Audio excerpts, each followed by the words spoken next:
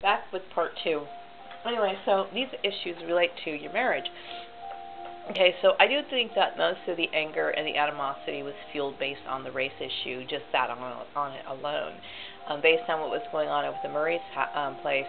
Now, I will say that Steve Murray, when I first started there, the people I worked with, they knew I was black. They knew I was black. I never gave them any other persona, any other thing, and that was something that I would just tell people a long time ago.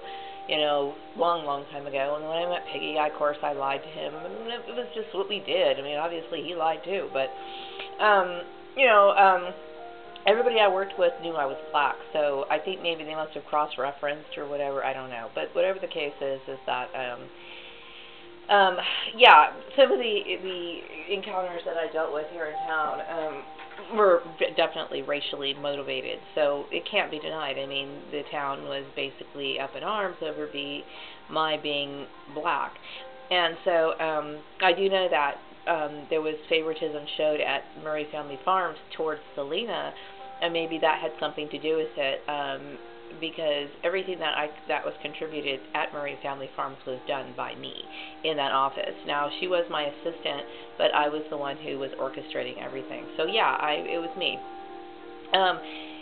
There's a lot of racism here, so it is what it is. And because Bakersfield has a history of racism, they probably had a hard time accepting me because of that.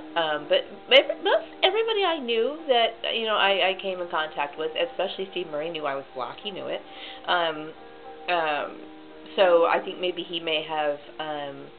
The harassment there was definitely racially motivated. Now, as far as his belief, I always thought that he was.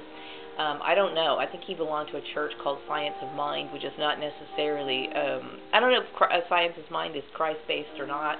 I don't know. I never really delved into it. I do know that I know a little bit about it, but I don't really know, but I don't really call it getting any religious bashing from Steve Murray himself, but I do know I got it from Landry and I got it from Selena Bruce as well. So they used a lot of religion there.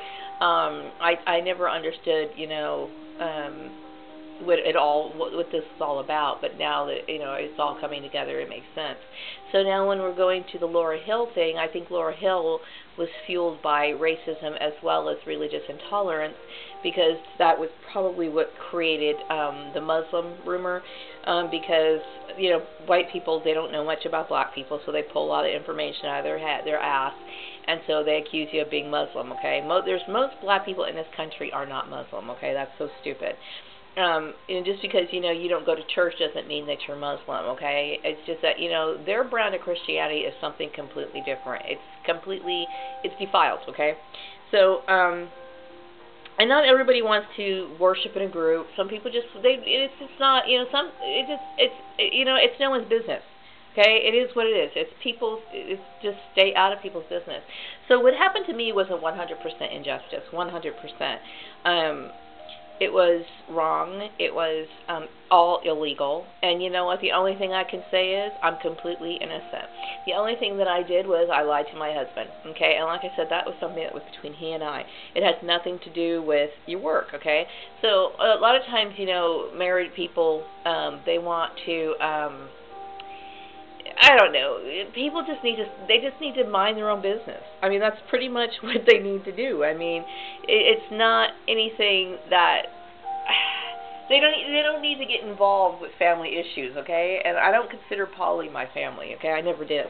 Never considered her my family. I always thought she was some annoying, creepy person that I used to literally feel creeped out by, and now it makes sense, right?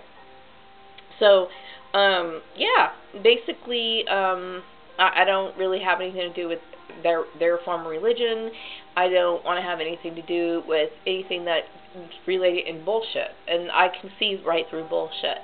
So, yeah. So, my issues of employment relate to race, religion, and the marital status, which is kind of combining all three. So now I understand the picture of it, okay?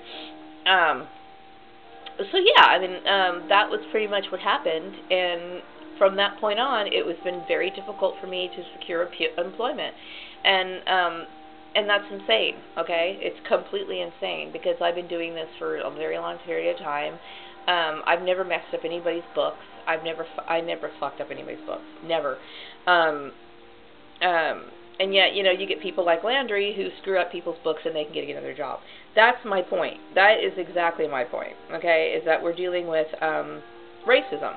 Okay, and racism and religious issues, and that should have never hit the workplace. Never.